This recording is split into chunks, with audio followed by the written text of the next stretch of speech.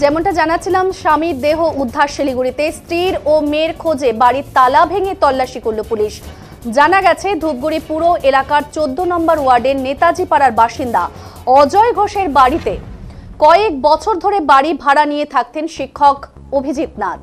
তার সাথে স্ত্রীর এবং মেয়ের থাকতেন ওই বাড়িতে।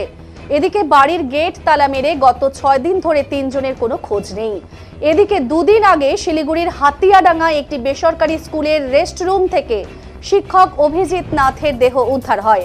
সেখানে তাকে ঝুলন্ত অবস্থায় উদ্ধার করে শিলিগুড়ি মেডিকেল কলেজে নিয়ে গেলে কর্তব্যরত চিকিৎসক মৃত বলে ঘোষণা করেন তাকে।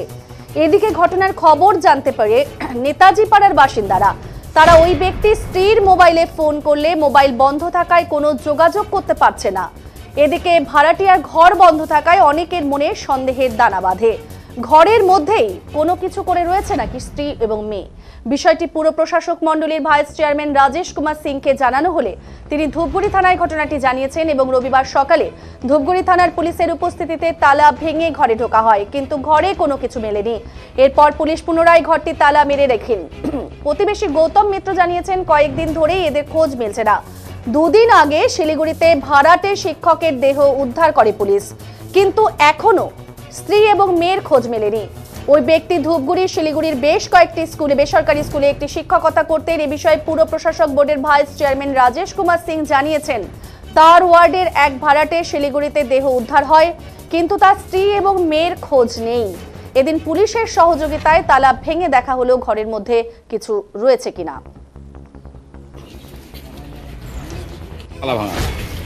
ঘরটা ফাঁকা ঘর, অগোছালো ঘর রয়েছে। পুলিশ পুরোটা দেখেছে, পাড়ার লোক ছিল, আমি নিজেও ছিলাম। এখন পুলিশ ওই ব্যাপারে পুরোটাই তদন্ত করবে, কি বিষয় কেন বা কী হলো। আপাতত ঘরে আবার তালা মেরে দেওয়া হচ্ছে এবং ওদের পরিবারের লোক যারা আছে দিদি ফিদি তাদেরকে খবর দেওয়া হচ্ছে। হচ্ছে আমাদের পাশে যে বাড়ি অজয় ঘোষের বাড়ি, সেখানে বিগত 3 বছর থেকে এক শিক্ষক ভাড়া ছিলেন তার মেয়ে এবং স্ত্রীকে নিয়ে। ঠিক আছে, তো এমনিতে ওনাদের দেখেছি খুবই ভালো ছিলেন, কথাবার্তা মিশুলি, সবার সাথে খুব সুসম্পর্ক ছিল, ফ্যামিলিও হ্যাপি লাইফ লিড করতেন তারা। কিন্তু হঠাৎ করে বিগত মঙ্গলবার ওনার ওয়াইফ এবং ওনার মেয়ে চলে যান। কী কারণে যান কেউ জানে না, ওদের মোবাইলও সুইচ অফ। তার পরবর্তী দিন উনিও শিলিগুড়িতে বিভিন্ন জায়গায়, এই প্রসঙ্গে উল্লেখ্য, বিভিন্ন জায়গায় কম্পিউটারে উনি প্রশিক্ষণ দিতেন বিভিন্ন স্কুলে। শিলিগুড়িতেও একটা স্কুলে শুক্রবার যেতেন, রোববার শনিবার করে রোববার চলে আসতেন।